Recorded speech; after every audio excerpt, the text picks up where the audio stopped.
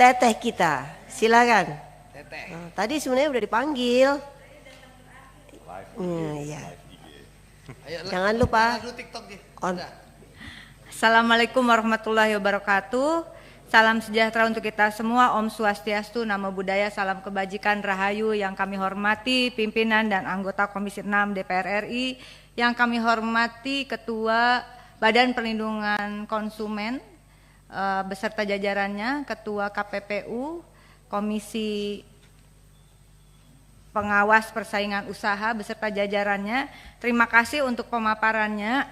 Saya mulai dengan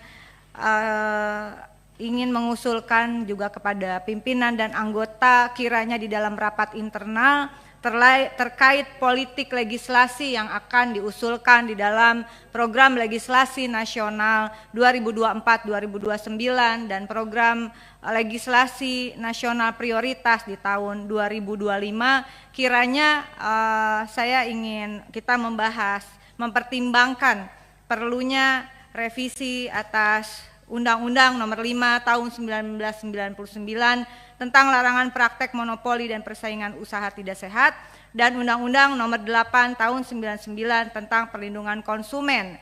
Karena kedua isu tersebut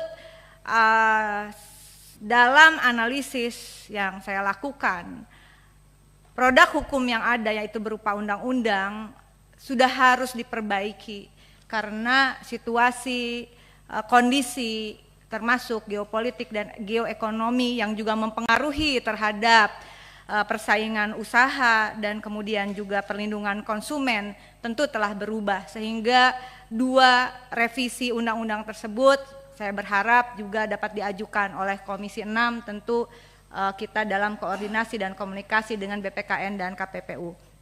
Kedua, untuk perlindungan konsumen saya setuju saja kalau anggarannya ditambahkan, Pak, karena masalahnya juga besar, tadi sudah disampaikan oleh beberapa teman. Saya ingin fokus hari ini kepada Komisi Pengawas Persaingan Usaha, Bapak Ketua Komisioner. Semoga tidak ada keributan lagi seperti di akhir periode kemarin ya. Bapak enggan dalam tanda kutip untuk memberikan laporan hasil kajian kepada kami. Nah, namun demikian saya ingin mulai dengan para Bapak Ibu yang saya hormati.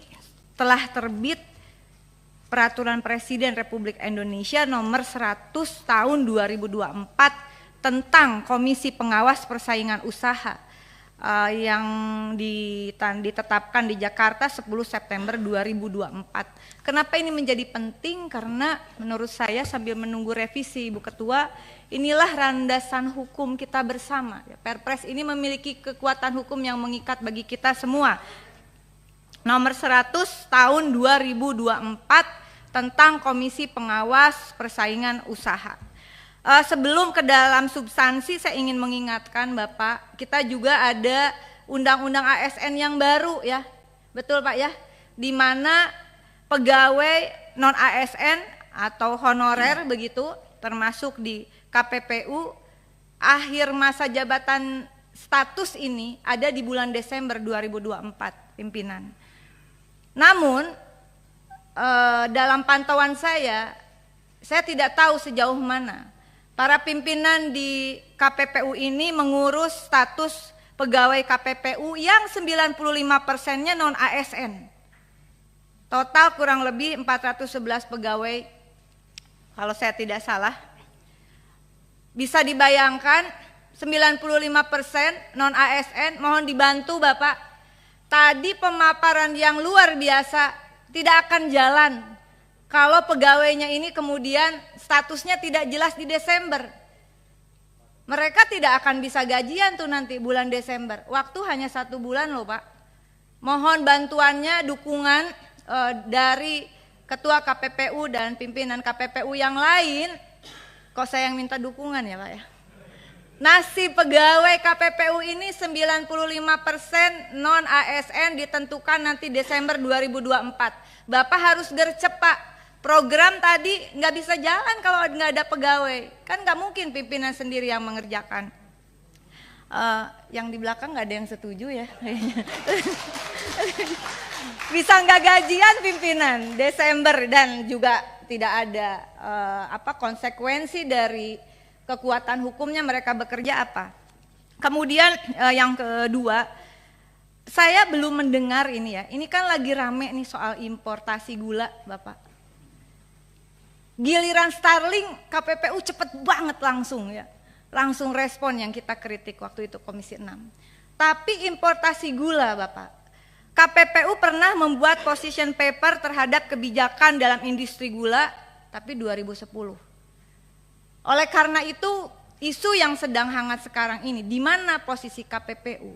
Ya, karena importasi gula tersebut sebetulnya bukan hanya terjadi pada masa pemerintahan, pada masa kepemimpinan Menteri Perdagangan yang bernama Tom Lembong, begitu.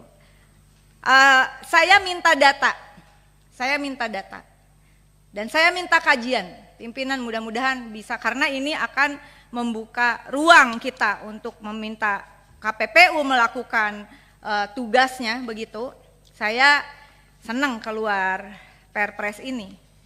Bapak silahkan dibaca di pasal 2-nya, huruf G, tugas komisi atau KPPU mempunyai tugas memberikan laporan secara berkala atas hasil kerja komisi kepada Presiden dan DPR, Dewan Perwakilan Rakyat. Jadi mohon maaf Pak Ketua, tidak lagi bisa berargumentasi laporan kami hanya untuk Presiden. Tapi sekarang kita Komisi 6 mudah-mudahan masuk, terima kasih kalau masuk di dalam kesimpulan rapat. Tapi kita tidak ingin ini nuansanya jadi orang menuduh bahwa ada politisasi di dalam kasus yang sedang heboh ini, begitu. Dan sebetulnya apa yang saya sampaikan pada pernyataan sore hari ini, saya mendukung penuh terhadap pidato Presiden Republik Indonesia yang ke-8, Bapak Prabowo pada saat pelantikan, yang menekankan tentang kehendak kuatnya untuk mewujudkan ketahanan dan swasembada pangan. Ketahanan pangan, swasembada pangan, apalagi mencapai kedaulatan pangan, tidak mungkin kalau mafia pangannya tidak diberantas. Disitulah peran KPPU, silahkan dibaca, mungkin sudah baca, tugasnya di pasal 2 itu di Perpres 100 2024.